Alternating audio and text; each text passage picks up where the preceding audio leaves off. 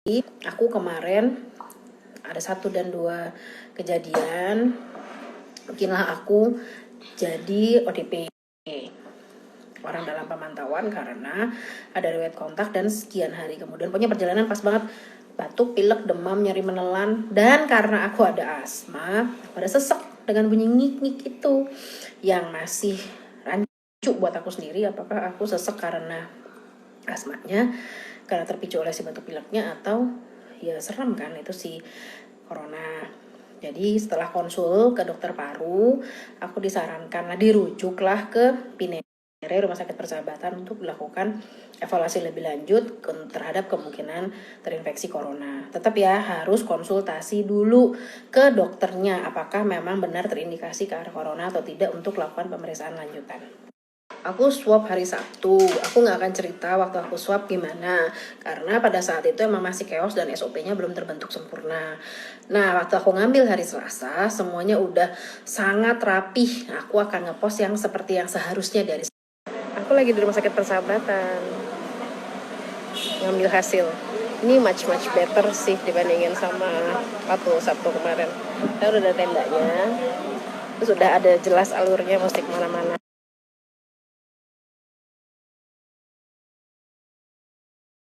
Di sini Persahabatan paling depan, Pinere. Terus ngambil nomor dulu di satpam sini. Pendaftarannya di sini, ngasih KTP, terus ngisi form, penapisan batuk. Nanti habis dari satpam ngasih KTP dan ngisi formulir, bawalah ke customer service itu. Nanti dapat nomor rekam medis, terus ke kasir, bayar, terus nunggu di sini. Nanti dipanggil. Ruang tunggunya ada 2 kok sekarang, terbuka di luar, jadi aman lah. Sampai kalau nunggu di sana biar social distancing katanya kan. Yang untuk ronsen ya kita panggil ulang dengan nama Ibu Karmel.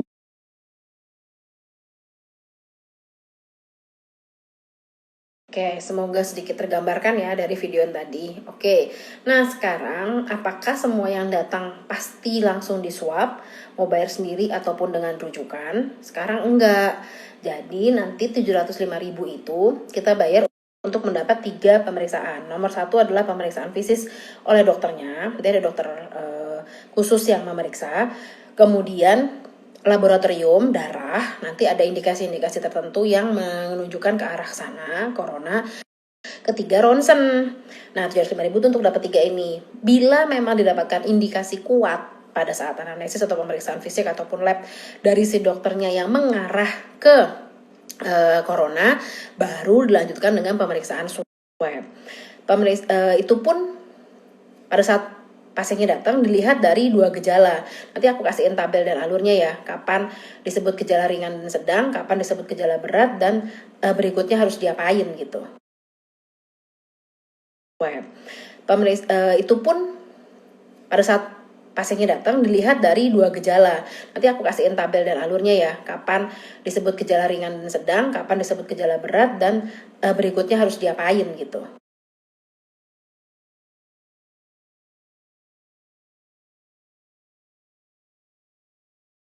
Itu tadi info per Selasa kemarin pada saat aku ngambil hasil. Aku nggak tahu apakah sekarang sudah berubah apa belum SOP-nya, alurnya apa gimana, aku nggak ngerti. Tapi itu sebagai gambaran. Terus, oh iya, pastikan membawa KTP asli. Terus pastikan bawa alat tulis sendiri. Takutnya buat tulis form. Terus habis itu tadi biayanya udah.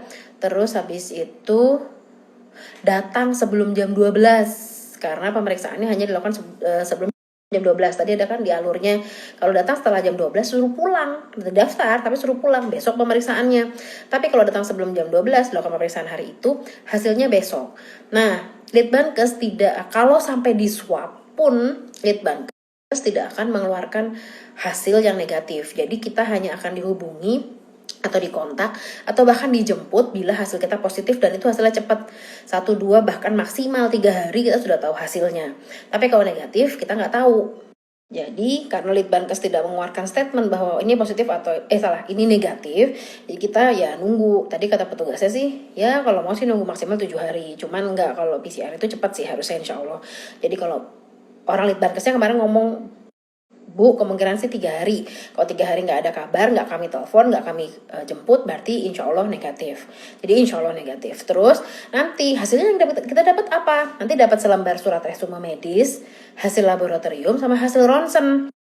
Nah di situ ada statement hasilnya apa, indikasinya apa, terindikasi corona apa enggak, sarannya apa, harus self isolated apa enggak, harus pemantauan apa enggak, atau cukup self distancing aja gitu-gitu. Terus itu ada nanti dapat suratnya. Kalau perusahaan gitu-gitu ya mau, nah misalnya karyawannya harus dites atau segala macam, yang akan didapatkan hanya si selembar resume medis itu yang menandakan kita ada indikasi ke arah corona atau tidak gitu.